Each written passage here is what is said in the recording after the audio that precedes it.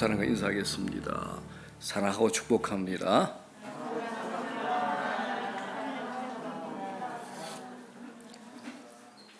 자, 일상의 영성 어떻게 살 것인가 라는 제목으로 말씀 전합니다.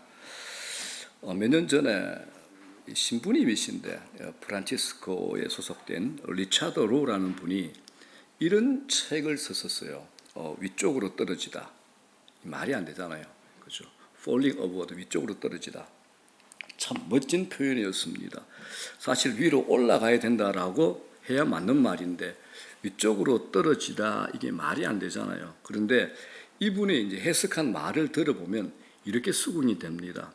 크리스찬은 하루하루 늙어가는 것이 아니라 하루하루 하늘로 자라가는, 하늘을 향해 위로 떨어지는 존재이다. 기가 막히죠. 아주 멋진 표현입니다. 인간은 하나님을 향해 자라가는 존재라는 뜻이 됩니다. 제가 계속해서 2023년도 교회표 일상의 영성에 대해서 말씀을 드리고 있습니다. 그래서 오늘은 어떻게 살 것인가라는 주제로 가장 밀접한 일상의 영역을 짚어보고자 합니다. 오늘 우리 함께 읽은 로마서 12장의 첫 단어는 그러므로라는 접속사로 시작이 됩니다. 로마서 1장부터 11장까지의 말씀들과 연결이 되어 있다는 겁니다. 이전에 어떤 삶을 살았는가, 그런 상황 속에서 하나님이 어떤 은혜를 베푸셨는가, 하나님이 우리에게 베푸신 구원, 사랑, 은혜들이 1장부터 11장까지 설명되어 있습니다. 그래서 12장에 들어서면서 그러므로 하면서 은혜를 입은 우리가 이제 더 이상 과거로 돌아갈 수 없고 이전과 전혀 새로운 삶이 시작되었다는 것을 바울이 우리에게 말하고 싶은 겁니다. 그렇기 때문에 여러분, 우리 모두 신약의 성도자잖아요. 신약의 성도들은 그러므로의 삶이 시작되어야 됩니다. 바울은 그 변화된 삶의 가장 첫 번째로 뭘 강조하느냐? 예배를 강조합니다. 예배. 자, 1절 하반절 볼까요? 시작. 너희 몸을 하나님이 기뻐하시는 거룩한 산제물로 드리라. 이는 너희가 드릴 영적 예배니라. 오늘의 예배는 구약시대의 제사와 비슷합니다. 제사에서 가장 중요한 게 제물이죠. 그러나 바울은 이제 우리가 드려야 될 제물이 바뀌었다라고 말합니다. 어떻게 바뀌었습니까? 구약에는 우리 죄를 대신해 죽을 소, 양, 비둘기가 제물로 바쳐졌습니다.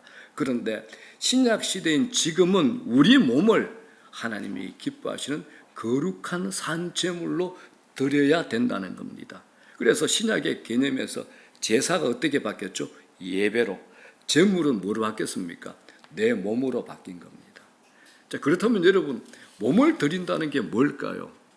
하나님께 제물로 드려야 될 몸은 어떤 몸인가요? 바로 하나님이 구원해 주신 몸인데, 여기서 몸은 단순히 우리 육체만을 말하지 않고 우리 삶 전체를 의미합니다. 우리 삶 전체가 하나님께 올려드리는 제물이 되는 겁니다. 하나님이 우리에게 주신 구원은 전인격적이죠. 전인적인 겁니다. 영혼만 구원한 게 아닙니다. 육체가 포함된 구원입니다. 그래서 우리는 부활할 때 우리의 육체를 입고 그대로 부활할 겁니다. 만약 우리가 영혼만 구원을 받았다면 구태여 예수님께서 육체를 입으시고 이 세상에 오셔서 십자가를 지실 이유가 없습니다. 예수님은 몸으로 사셨고 몸으로 못 박히시고 몸으로 부활하시고 몸으로 성천하신 겁니다. 우리의 구원도 마찬가지입니다. 몸과 영혼 다 포함해서 구원받은 겁니다. 그렇기 때문에 여러분, 우리 육체도 매우 중요합니다. 어떻게 부활될지 상상할 수 없지만 신학 박사들이 이렇게 얘기합니다. 우리의 가장 완벽한 몸으로 부활한답니다. 지금은 여러분, 우리는 이제 당신이 예쁘다, 못났다 그러는데 이 기준이 500년 전에도 똑같은 기준이었을까요? 아니잖아요. 중국에 갔더니 양귀비 사진이 있대요. 그거 보고 놀랐습니다. 요새 같으면 정말 왕따 당할 얼굴이었습니다. 왕따 당할 몸이었습니다. 키도 작고 팡팡하게, 야, 어떻게 저게 미녀지? 이제 그런 거죠. 비너스 사진만 봐도 그렇잖아요. 그렇습니다, 여러분들. 하나님께서 허락하시는 가장 완벽한 몸으로 부활할 겁니다. 그렇기 때문에 우리가 구원받은 이 몸을 어떻게 다룰 것인지 이것도 신앙의 중요한 과제가 됩니다. 기독교 역사 속에서 고행을 강조하는 금욕주의자들이 있었죠. 자신의 몸을 학대하고 괴롭혔잖아요. 몸이 죄를 짓지 못하도록 하기 위함이었습니다. 이거 잘못된 겁니다. 그리고 영지주의자들도 있었습니다. 영지주의자들은 몸을 단순히 육체 덩어리로 봤습니다. 예수 그리스도가 하나님이신데 어떻게 인간의 몸을 입고 오느냐, 이걸 부정했죠. 그래서 기독교 2000년 역사 중에서 가장 큰 이단이 뭐냐? 영지주의입니다. 그래서 요한 1, 2, 3서 보게 되면 사도 요한이 늘 하는 말이 있죠. 예수가 몸을 입고 오는 것을 부인하는 것, 그 전부 이단이라는 겁니다. 성경은 우리 몸과 영혼 다 귀중하다라고 말씀합니다. 하나님은 우리의 몸을 귀중히 여기셨습니다. 그렇기 때문에 우리가 이 몸을 건강하게 유지할 필요가 있습니다. 자기 몸을 사랑하는 것, 자신의 건강을 위해 노력하는 것 반드시 필요합니다. 내가 내 몸을 무시하면 언젠가 몸이 나를 공격하죠. 이제 그걸 뭐라 그럽니까? 병난다 그럽니다. 자신의 몸을 존중히 여기고 배려하는 일은 창조의 질서에도 맞는 겁니다. 구원받은 사람은 자신의 몸에 대한 태도도 달라지셔야 됩니다. 하나님으로부터 받은 몸에 대해서도 내게 아니죠. 청지기 의식이 필요합니다. 하나님이 내게 맡기신 겁니다. 내가 이 몸이 병이 들면 제물로 드리고 싶어도 드릴 수 없습니다. 그래서 내 몸을 사랑하는 것은 결코 이기적인 것이 아닙니다. 운동하고 식습관 잘 지키고 염려와 근심하지 않고 스트레스 잘 관리하고 감사생활을 하는 것은 내 몸을 위해서 해야 할 일이라는 겁니다. 몸이 아프면 내 몸만 돌보다가 인생이 끝나는 수가 있습니다. 그래서 몸의 건강을 위해서 애를 쓰는 것 굉장히 중요합니다. 하지만 또 중요한 게 있습니다. 주의할 것, 건강에 대한 지나친 집착입니다. 몸을 너무 귀중히 여기다가 잘못하면 이 몸을 우상화할 수도 있습니다. 그 바보라 에런 라이크 이분이 쓴 책이 있습니다. 건강의 배신이라는 책이 있습니다. 건강의 배신. 이 책에서는 무병장수를 꿈꾸는 사람들이 도리어 자신의 몸을 더 해롭게 한다는 경향을 이야기합니다. 몸에 대한 지나친 관심과 노력이 도리어 자신을 죽이는 결과도 가져온다라는 겁니다. 이 책이 하고 싶은 얘기 이겁니다. 인간의 한계를 인정하라는 겁니다. 아무리 운동을 하고 좋은 것을 먹어도 인간은 인간이라는 겁니다. 인간의 자연적 한계 이상을 지탱하려는 의학적 시도들은 인간을 도리어 불행하게 만든다라고 꼬집고 있습니다. 우리가 코로나19를 지나면서 손을 씻고 마스크 쓰는 것 이상으로 예민한 경우들이 너무 많아졌습니다. 바이러스 감염 조심해야죠. 너무 조심하다 보니까 막 엘리베이터 버튼 누르는 것도 다른 사람 타가지고 눌러주세요 이런 분 있잖아요. 불안해합니다. 너무 예민하고 막 히스테리적인 불안증, 강박증에 시달리는 분들도 있습니다. 그런데 여러분, 우리가 아무리 노력해도 한계가 있습니다. 유기농 음식 먹고 고가의 건강 보조식품들을 먹고 규칙적인 운동을 아무리 해도 결국 우리는 늙고 죽을 겁니다. 나이가 들고 노쇠해지는 것은 자연스러운 일입니다. 거기에 대한 의연함이 있어야 됩니다. 자, 이런 전제 하에서 우리가 여기서 한 걸음 더 나가야 될 게 있습니다. 뭐냐? 하나님께 드려야 할 몸을 어떻게 할 것인가 라는 주제에 우리의 눈을 돌리셔야 됩니다. 여러분, 왜 운동하는 게 힘듭니까? 왜 운동하는 게 힘듭니까? 운동하는 것이 아직 훈련이 되어 있지 않기 때문에 힘듭니다. 이건 영적으로도 마찬가지입니다. 거룩한 습관이 우리 몸에 잡혀 있어야 됩니다.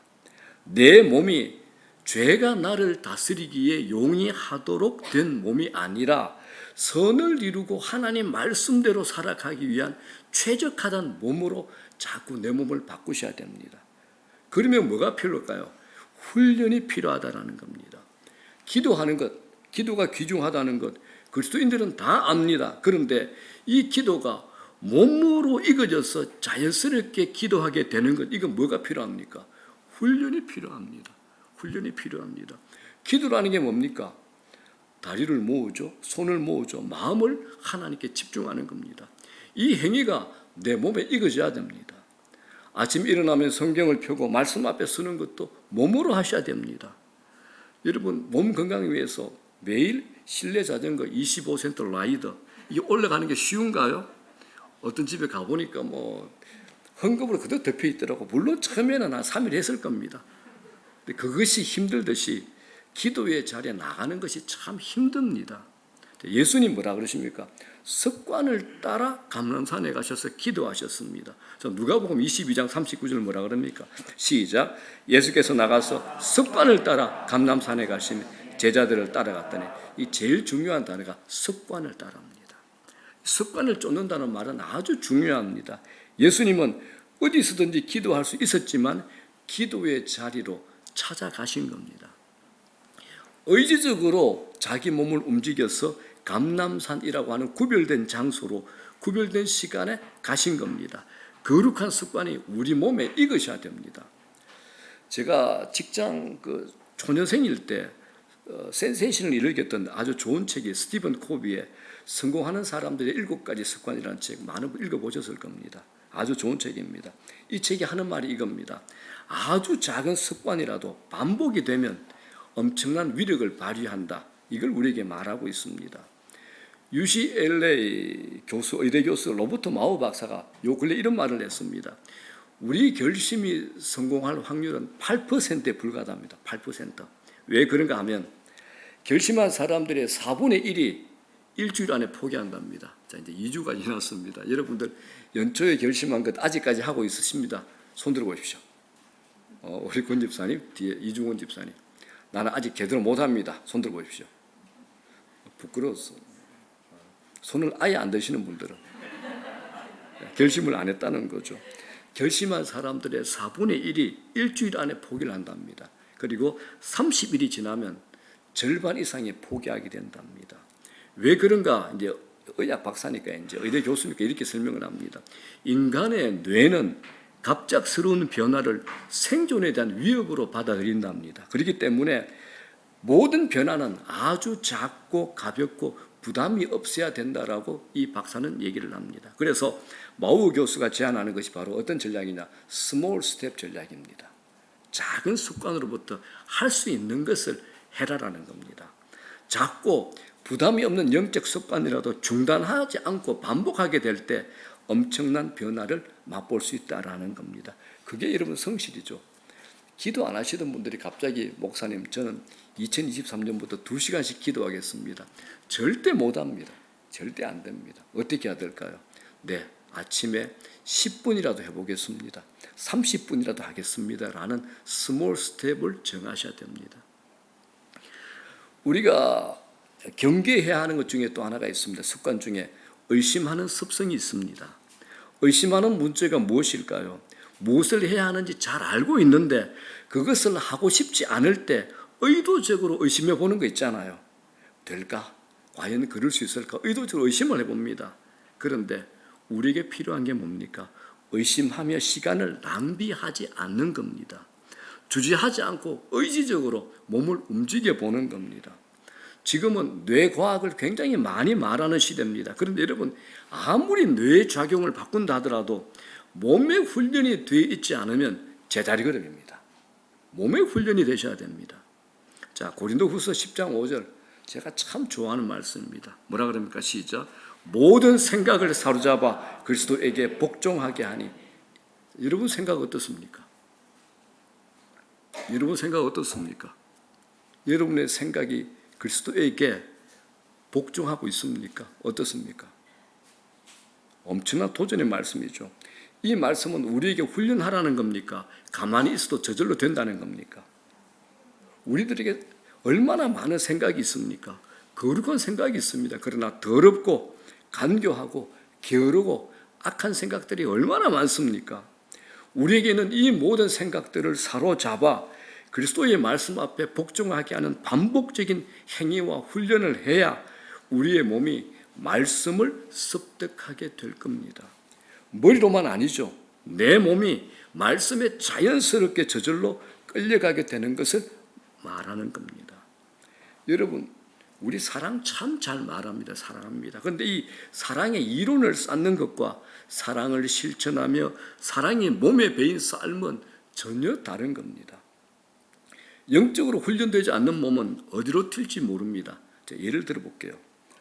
어떤 한 사람이 있어요. 돈이 있어. 시간도 많아. 거기도 얼굴도 잘생기고 또 예뻐. 또 건강도 해. 그런데 그 사람이 신앙이 없다. 그 몸으로 뭐 할까요? 그 몸으로 뭐 하겠습니까? 그죠? 돈이 있어. 시간이 있어. 얼굴 잘생기고 예뻐. 건강도 있어. 그런데 신앙이 없다. 그 몸으로 뭐 할까요? 여러분들 예수 믿기 전에 안 떠오르십니까? 돈이 있어, 시간이 있어. 그때 뭘 했는가 안 떠오릅니까?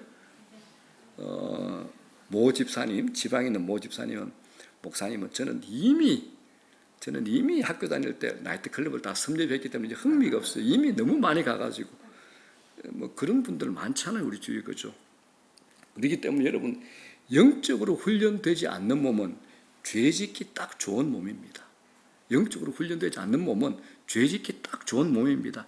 인간은 절대로 스스로 거룩해지거나 성결해지지 않습니다. 그래서 우리 몸을 훈련시켜서 내 몸을 죄짓지 않을 정도가 아니라 몸을 하나님 말씀으로 계속적으로 새롭게 하는 과정까지 나가셔야 됩니다. 내 몸을요. 아멘 안 하시겠습니까?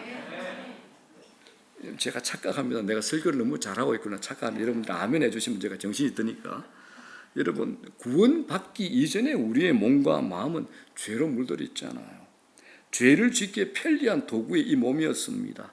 죄 짓는 일에 최적화되어 있죠. 그런데 우리 몸을 하나님의 선한 일에 사용되어질 수 있도록, 그렇게 최적화되도록 계속적으로 우리 몸 훈련을 하셔야 됩니다.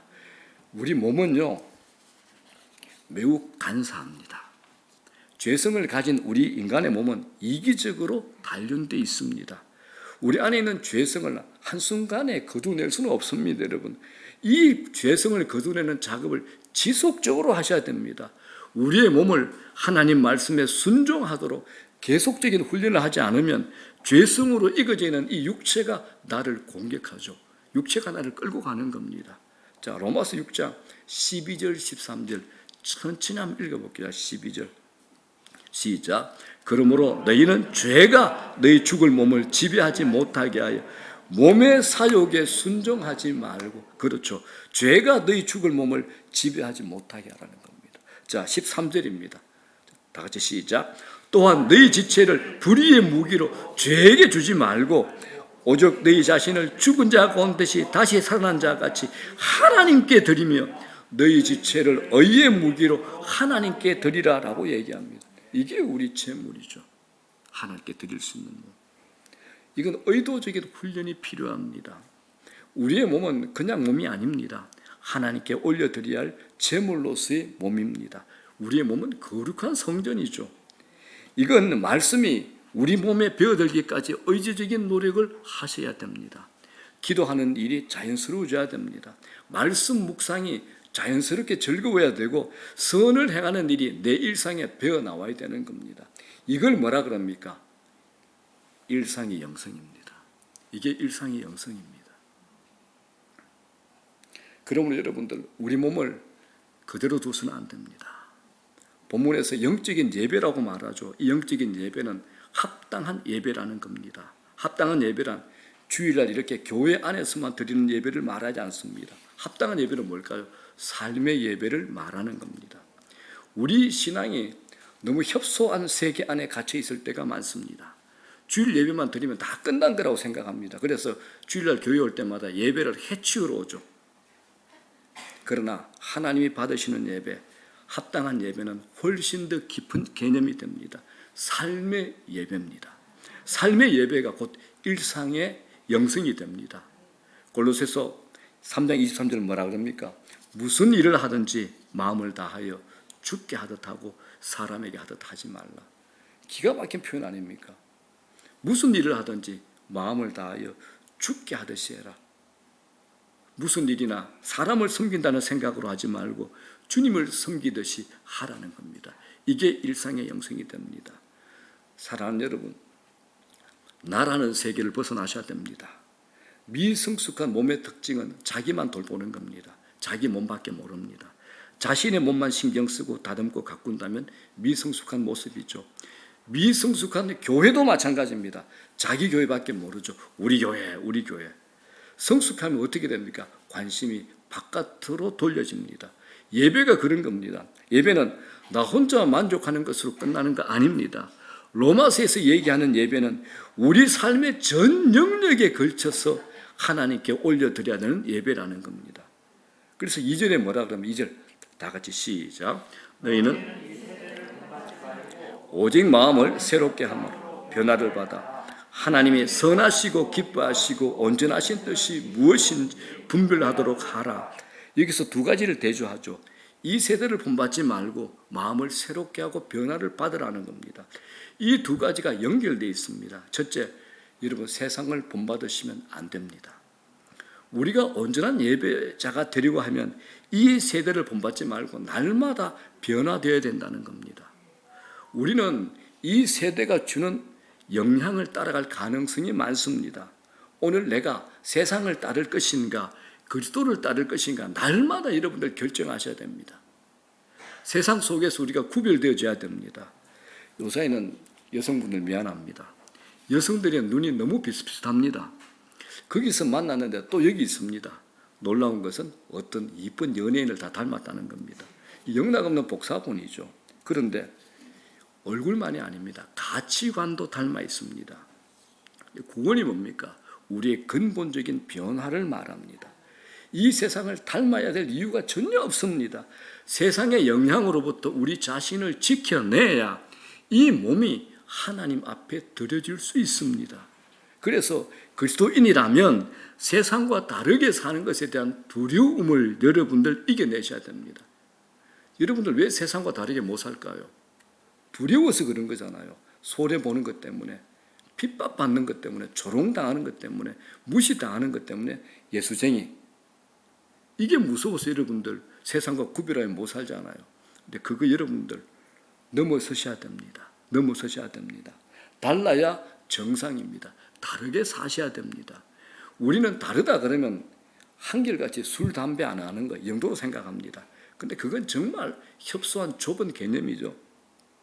세상이 우리에게 주는 영향력으로부터 우리를 지켜내야 되는 겁니다. 가치관의 싸움이죠. 이 세대를 본받지 말라는 것은 이 세대가 주는 가치관을 받아들이지 말라는 겁니다. 오늘날의 가치관이 어떤 겁니까? 물질주의적 세계관입니다. 이 땅에서만 잘 먹고 잘 사는 것에 집중하잖아요. 영혼의 세계는 존재하지 않습니다. 보이지 않는 겁니다. 눈에 보이는 게 전부죠. 드라마나 영화를 보십시오. 이 세상의 가치관이 우리에게 막 밀고 들어옵니다. 핸드폰 들여다보는 시간, 성경 읽고 묵상하는 시간, 어느 것이 더 많습니까? 세상의 문화는 계속 메시지를 우리에게 던져줍니다. 광고는요 15초잖아요, 그죠? 치밀하게 과학적으로 우리의 영혼을 흔들어 놓습니다. 우리는 보고 듣는 것에 영향을 받습니다. 한 번, 두 번 보면 괜찮을지 모릅니다. 그러나 지속적으로 바라보면 나도 모르게 속수무책이 되는 겁니다. 오늘날 물질주의가 얼마나 강합니까? 돈으로 움직이는 세상입니다. 모든 결정의 중심에는 오늘, 지금, 나, 돈 이거밖에 없죠. 오늘, 지금, 나, 돈 이거밖에 없습니다. 감각적이고 충동적입니다. 바울이 오늘 이걸 말하고 싶은 겁니다. 이런 세상 속에서 너희들은 분별력을 가지라라는 겁니다. 분별력의 기준이 뭡니까? 하나님 말씀입니다. 시대의 한가운데서 분별을 하지 않으면 합당한 예배를 드릴 수 없다라는 겁니다. 그러므로 여러분, 우리 몸을 세상에 그냥 맡겨서는 안 됩니다.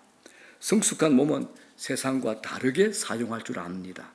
엉뚱한 곳에 내 몸을 제물로 바쳐서는 안 된다라는 겁니다. 우상 앞에 바치는 제물이 된다면 너무나 헛되고 헛된 거죠. 세상의 가치관을 쫓고 소비하고 자기 중심적인 삶을 사는 것은 결국 자기의 몸을 파괴하는 일이 됩니다. 자기의 몸만 기쁘게 하는 것은 자해하는 것과 같은 삶이 됩니다. 사랑하는 여러분, 신자가 누굽니까? 신자는 교회라는 곳에 출석하는 외적인 형태가 아니라 생각이 바뀐 사람이 신자입니다. 생각이 바뀐 사람이죠. 세상 사람들과 다른 성경적인 가치관으로 바뀐 사람이 신자가 되는 겁니다. 옛날과 여러분 물어볼게요. 여러분들 교회 다니면서 여러분 생각이 옛날과 많이 바뀌셨습니까? 다시 묻습니다. 여러분들 교회 다니면서 여러분 생각이 옛날과 많이 바뀌셨습니까? 생각이 안 바뀌셨으면 진정한 교인이라고 할 수 없는 겁니다. 신자는 세계관이 다르고 가치관이 다르고 보는 관점이 다르고 해석의 기준이 다른 것이 신자입니다. 이게 안 바뀌면 교회에 봉사하면서도 세속적인 방식으로 계산하면서 봉사하게 됩니다. 철저히 손익을 따지는 겁니다. 그러나 신자는 설명할 수 없는, 계산할 수 없는 하나님의 은혜를 받은 사람들입니다. 그렇기 때문에 신자는 계산이 없어져야 됩니다. 우리가 드려야 될 예배는 여러분 나라는 울타리를 넘어서는 겁니다. 쉽게 얘기하면 이타적인 삶을 살아가는 것이 오늘날 영적인 예배, 우리의 예배가 됩니다. 변화된 삶은 내 몸이 비이기적인 형태로 변합니다. 이전에는 늘 나 중심으로 계산하고 살았습니다. 그런데 영적인 예배는 다른 사람을 위해서 나 자신을 기꺼이 내어놓는 겁니다. 좋은 것이 있어서 공동체와 나누고 싶다. 이거는 성숙했다는 증거입니다. 오늘 여러분들이 목사님 선물 준비하셨는데 감사합니다. 참 감사합니다. 그렇다고 여러분들 뭐 안 가져왔다는 거 제가 뭘 하는 거 아닙니다. 근데 이렇게 나눌 수 있다는 거 참 복이잖아요. 축복입니다. 예배는 그런 의미에서 사적이면서도 공적입니다. 코로나를 지나면서 하나님께서 한국 교회에 던져준 가장 큰 도전이 뭐냐? 모이는 예배가 중요한 만큼 흩어지는 예배자로 삶의 현장에서도 중요하다는 것을 우리에게 가르쳐 준 겁니다. 그러려면 우리 신앙의 폭이 더 넓어지셔야 됩니다. 영적 예배가 뭡니까? 삶 전체 예배가 영적 예배입니다. 그래서 일상의 영성을 제가 계속 반복하고 강조하는 겁니다. 직장 다니시는 분들, 자기 이익보다도 동료들을 더 배려하고 섬기는 삶을 사셔야 됩니다. 하나님은 우리의 삶 속에서 높임 받으시기 원합니다. 그게 예배입니다. 세상 한가운데서 하나님의 백성이 하나님 백성답게 살아갈 때 다른 사람들의 입술을 통해서 너희 하나님 위대하다 이런 말을 듣기를 하나님께서 원하십니다. 하나님이 어떤 걸 제일 듣기 원하실까요? 우리가 하나님 찬양합니다. 영광 올립니다. 기뻐하실 겁니다. 그러나 우리 삶을 통해서 하나님 믿지 않는 사람들이 당신을 보니까 정말 당신이 믿는 하나님 위대하다 이런 얘기를 하나님 들으실 때 얼마나 기뻐하시겠습니까? 이게 영적 예배라는 겁니다. 이게 영적 예배입니다. 한국 교회의 큰 약점이 있죠. 신앙이 이원론적으로 빠져 있습니다. 교회와 세상이 분리되어 있습니다. 교회와 가정이 분리되어 있죠. 교회에서의 예배가 세상 속의 예배로 이어지지 않았다라는 것, 이게 한국 교회의 제일 큰 약점이 됩니다.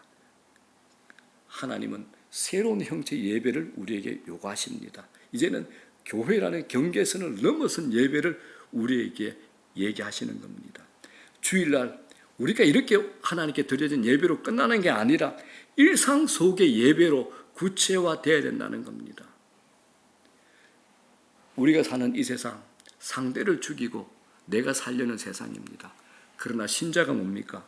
내가 죽어 다른 사람을 살리는 삶을 살도록 부르심을 받은 삶이 바로 우리 신자입니다.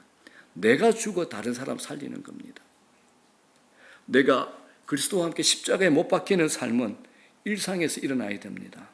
내가 주장할 마땅한 권리가 있음에도 불구하고 기꺼이 이웃을 섬기기 위해서 내 권리를 내려놓을 때 그게 영적인 예배입니다. 하나님 앞에서 합당하게 드려지는 예배가 됩니다. 여러분 다시 말씀드립니다. 교회 안에서의 예배에만 머물러 있어서는 안 됩니다. 그렇다면 아직 그 사람은 구약의 예배, 제의적인 예배에만 머물러 있는 겁니다. 우리의 시야를 좀 더 넓히셔야 됩니다. 내 건강, 내 행복만을 추구하는 삶에는 건강도 행복도 없습니다. 하나님이 우리를 그렇게 만드시지 않으셨습니다. 나만을 위한 건강은 이미 균형이 깨진 겁니다. 성경은 세상을 본받지 말라고 합니다. 내 자아를 충족하기 위해서, 자신의 만족을 위해서 모든 걸 거는 게 세상이잖아요. 우리는 반대해야 됩니다. 내 몸을 이웃을 위해서, 연약한 자들을 위해서 기꺼이 내어놓을 때 하나님께서 우리 몸을 영화롭게 하시고 우리의 몸을 통해서 영광 받으실 겁니다. 우리가 그렇게 살아갈 때 우리의 몸이 더 건강해질 줄로 믿습니다. 사랑하는 여러분, 2023년 이 한 해 동안 우리들의 몸으로 주님을 예배하고 우리가 가는 곳마다 하나님의 영광을 위해서 몸을 사리지 않는 저와 여러분 되기를 주의 이름으로 축복합니다. 다른 사람을 행복하게 할 때 그 행복이 내게도 따라올 줄로 믿습니다. 이 말씀 꼭 드리고 싶습니다. 몸의 영성을 추구하시고 몸의 예배자들이 되시기를 바랍니다. 몸의 영성.